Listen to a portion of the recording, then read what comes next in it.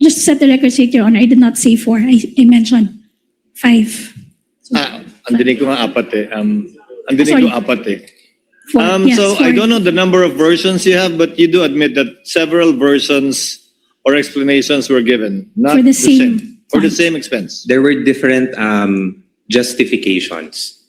Okay, Yes. different justifications for the same fund, for the same confidential fund. Tama ba? Can Yes. I clarify? Just say yes or no. There were four explanations. There were 4 explanations for the same fund. Yes. Yes. Yes. So in short, paiba, you will also agree with me na kapag paiba-iba ang rason, maaring nagsisinungaling lang or talaga namang ito ay isa lamang scam. Your Honor, please. You and I both know, Attorney May, I have to sustain whatever basis for the objection Attorney Christine Yes, may Your give. Honor. Move to strike the scam and nagsisinungaling. So stricken off the record. Last item, Your Honor. Yes, proceed, Attorney May. Okay, Mr. Antonio, kanina sinabi mo na si Vice President mismo ang humingi ng confidential fund sa simula pa lang. Siya ang humingi ng 250 million para mula sa DBM. Tama ba? Yes. Siya rin ang nag-decide kung magkano amount ang ire-request. Tama ba? Ultimately, sa kanyang nanggaling ang desisyon. Tama ba? Yes. At pinirmahan niya rin ang approval para sa pag-release ng pondo. Tama ba? Through the disbursement vouchers. Tama ba? Yes. Yes. Pinirmahan niya rin ang mga liquidation reports at certification supporting the liquidation reports. Tama ba? Yes. Okay. In short, you will agree with me. This whole confidential funds matter, ang arkitekto at mastermind nito ay si Vice President Sara Your Honor, Duterte. please. Your Honor, please. Objection. Sustained. Counsel, Mastermind. Move to strike, Your Honor, the Your Honor, statement. may we request, Your Honor, that it remain on record? may I request you likewise Move to strike, Your Honor. I will have to strike it off, Counsel. Kindly replace it with words that are more acceptable, such as that everything was approved by and with the consent of or with the full knowledge of. It's up to you. I don't want to put words in your mouth. Mr. Antonio, she was the architect. Yung confidential funds na to, Objection, Your Honor. kung paano ito i-disperse at gagamitin, i-utilize, Objection. siya ang architect ng buong ito. I will have to sustain the objection again, Counsel. Allow me. Mr. Antonio, lahat ng nangyayari at ginawa kaugnay ng confidential fund mula sa paghingi nito sa DBM, sa paggastos, kung paano ito ginastos, paano ito niliquidate, kasabay na yung mga sagot na binigay kaugnay sa OEM, Notice of Suspension at Notice of Disallowance. Lahat ito ay alam, nasa ilalim ng supervision, pinahintulutan at inotorisa ng ikalawang Pangulo. Wait. Gusto mo i-say ko? Can you repeat, Your Honor? Lahat ng bagay kaugnay sa confidential fund mula sa pag-request, sa pag-release, sa pag-encash, sa paggastos, sa pag-liquidate, sa pagsagot sa mga AUM, Notice of Suspension at Notice of Disallowance, ay una, nalalaman ng ikalawang Pangulo. Pangalawa, inotorisa niya base sa mga pirma niya sa iba't ibang dokumento. At pangatlo, ay nasa ilalim ng kanyang supervision bilang head of agency. Would that be an accurate statement or tell me if it's not?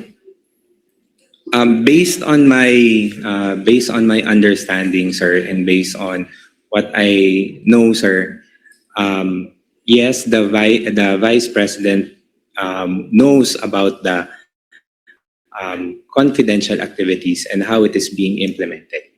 I'll pursue it further. May ginawa ka ba na hindi alam o inauthorize ni Vice President Sara kaugnay sa confidential funds kasabay na yung pagsagot mo sa mga AUM, Notice of Suspension at Disallowance? None, Your Honor. Lahat alam niya at inauthorize niya. Yes, Your Honor. Sa pagkakaalam mo, may ginawa ba si Gina o si Colonel Lachica kaugnay ng confidential funds mula sa disbursement, mula sa withdrawal, disbursement at liquidation na hindi nalalaman o inotorisa ng ikalawang Pangulo, if you know. As to Miss Gina and Colonel Lachica, Your Honor, I would have no personal knowledge on it. Okay. Your Any Honor, final questions, Attorney May? That would be all for direct, Your Honor. Your Honor, please. Yes, Attorney May, Attorney Christine rather. Before we release the witness and adjourn, Your Honor, there is a consensus, Your Honor, that we will ask the court, the respondent would like to ask the court to remind the prosecution, Your Honor, not to use inappropriate words, Your Honor, like scam, mastermind, nagsisinungaling. This is the third time, Your Honor, that we have heard those words, specifically the word scam. And this is a solemn proceeding. This is a court of law. This is a court of procedure and actually a court of decorum. And we are not supposed to make insinuations, accusations, or conclusions, Your Honor. So we request the court to kindly remind the prosecution. Yes, I agree with counsel. Earlier, the court made an admonition and reminder to the counsel for the panel of prosecutors, but did not strike out those statements. But subsequent similar statements made were stricken off from the record by the presiding officer. But it does seem that it's becoming a, I would rather use the word habit than pattern, for the panel of prosecutors to close their direct with such strong statements. So kindly, yes, what is the pleasure of Senator Judge Cayetano? Thank you, Mr. Presiding Officer, Mr. Senate President, dear colleagues. I'd just like to take note that so the presiding officer made a ruling.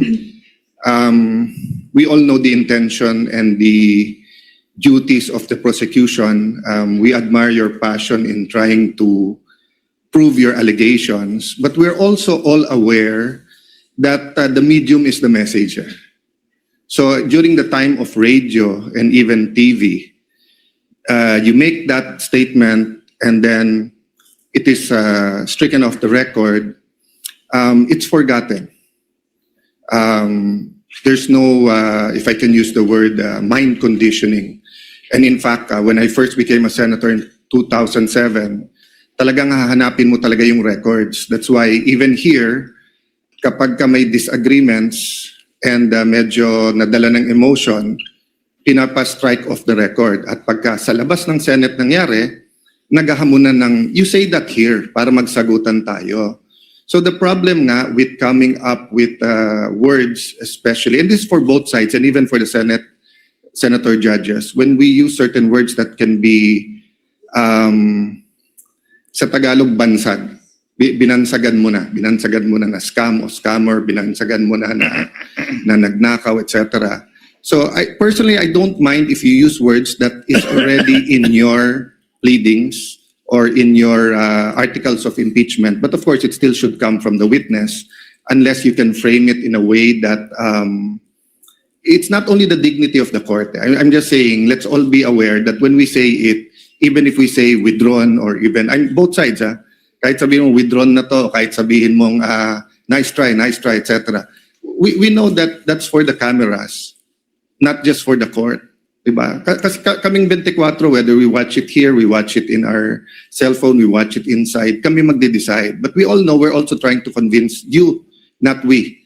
The prosecution and defense is trying to convince the public that either the vice president or her office or whoever is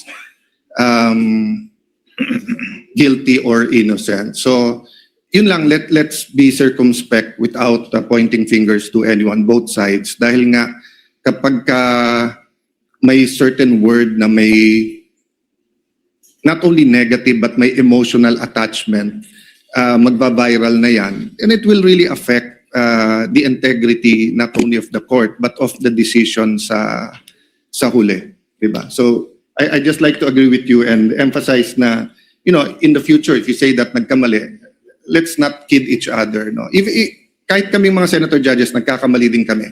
Lalo pag nag-i-interview na or kaharap na yung vloggers or yung traditional media. But once masabi mo, it takes a life of its own, eh, di ba? Those words. So we have to really be more circumspect in choosing our words, Mr. I will President. allow Attorney May to comment before we proceed with other administrative matters. Yes, Attorney May? Well, Your Honor, we apologize if sometimes we get carried away by our zeal and our passion, Your Honor. But we at the prosecution, we just want to call a spade a spade. Within limits, But- you may. Yes, Your Honor. But henceforth, to borrow the words of my colleague, Your Honor, we will try to behave. That will be part of the chair's ruling as well. However, since we're ending at 2:30, Attorney Christine, your cross will proceed tomorrow Yes, Your Honor. and redirect and recross as well. But with the permission of the counsel for the parties, the chair will begin the proceedings tomorrow with its ruling in regard to the August 12